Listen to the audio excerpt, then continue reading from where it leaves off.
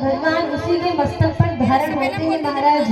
वही व्यक्ति भागवत भगवान को अपने मस्तक पर धारण करता है जिसके ऊपर ठाकुर जी अतिशय कृपा करते हैं, थोड़ी बहुत नहीं, अति हरि कृपा जाहि पर होई। जिस व्यक्ति के ऊपर भगवान की अतिशय कृपा होती है उसी के मस्तक पर भागवत भगवान विराजमान होते हैं। इसीलिए कहा कि रामचरितमानस में गोस्वामी जी कह रहे हैं, बिनु सत्संग विवेक न होई, राम कृपा बिनु सुलभ न सोई। भगवान की कृपा के बिना, जी ने बुलाया तभी तो हम यहाँ बैठे हैं।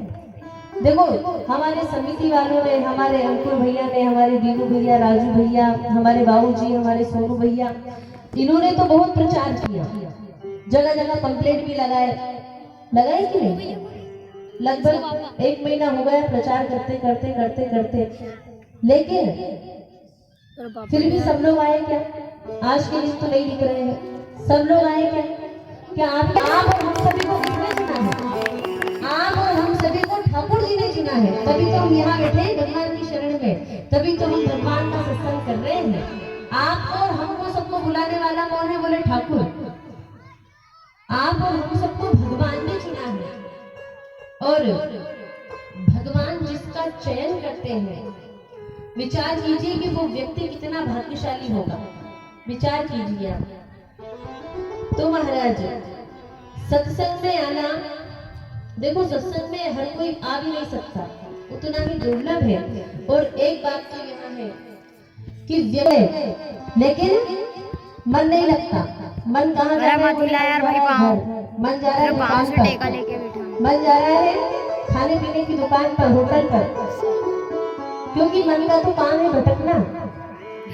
इसीलिए तो कहा, बोले देख तो नहीं आप आड़े आ रहे हैं। अच्छा देखो, कभी कभी हम बोलते हैं ना, जैसे मान लो किसी का एक्सीडेंट हो गया और वह व्यक्ति बच गया, तो हम बोलते हैं ना कि साहब तुम्हारे पुण्य अच्छे थे कि तुम बच गए, बोलते हैं कि नहीं?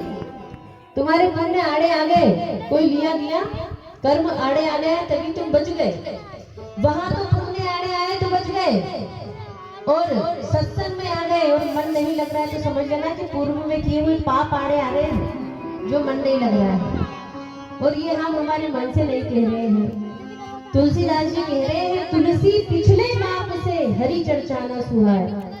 कौन से पाप से? बोले पूर्व में जो पाप करके आए हैं, अगर सत्संग में आ गए, बैठ भी गए, मन नहीं लग रहा है, समझ लेना कि हम पूर्व में पाप करके आए हैं, इसीलिए मन नहीं लग रहा है। पूर्व में पुण्य करके आए हैं, वही पुण्य हमारे काम आ रहे हैं, तभी तो हमें सत्संग करने का सुंदर अवसर मिला है।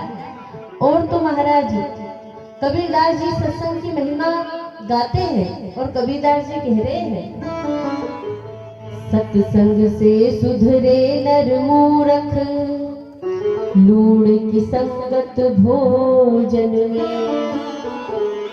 कहा सत्संग से सुधरे नर मूरख, लूड़ की संगत भोजन में। सब्जी में नमक डाल दिया, हल्दी नहीं है तो काम चले, अच्छी लगी क्या? नहीं लगी। क्यों नहीं लगी? क्योंकि हमने उसमें नमक नहीं डाला है। जिस प्रकार से नमक का संग पाकर के भोजन अपने आप को स्वादपूर्ण बना लेता है। अच्छा देखो, नमक को संत परंपरा में क्या कहते हैं? राम रस। बोले जिस प्रकार भोजन में राम रस नहीं है तो वहाँ भोजन का कोई स्वाद नहीं है। भोजन 10 दिन तक पानी में ऐसे ही गला है, और 10 दिन के बाद निकालो आप, क्या उसका मेल जाएगा क्या? बोलते जाओ, आप नहीं बोलोगे तब तक हम भी नहीं बोलेंगे, बोलते जाओ। रति न रहे इनमें, आग की संगत घी सुधरे, और लोहा सुधरे पारस से। कहत कबीर सुनो भाई साधु, हम सुधरे हरि संगत में। कहत कबीर सुनो भाई साधु, हम सुधरे हरि संगत में। व्यक्ति कहाँ सुधर जाता है? बोले व्यक्ति भगवान की शरण में जाकर के सुधर जाता है। व्यक्ति जरूरी के नहीं, आज वही सत्संग करने का अवसर आप हम सबको मिला है।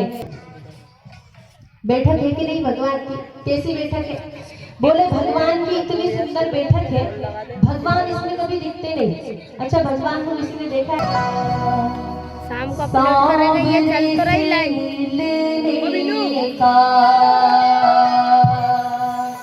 सामने से